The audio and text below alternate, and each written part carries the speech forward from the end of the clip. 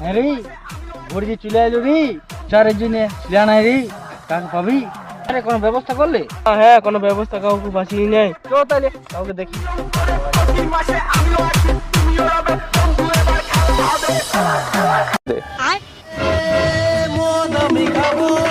আমার কাছে আসছে বলা বলা ইসলা পিএম করেছে রে। ডাক ডাক ডাক এই শুন শুন আরে তোদের আরো কি হইলো রে?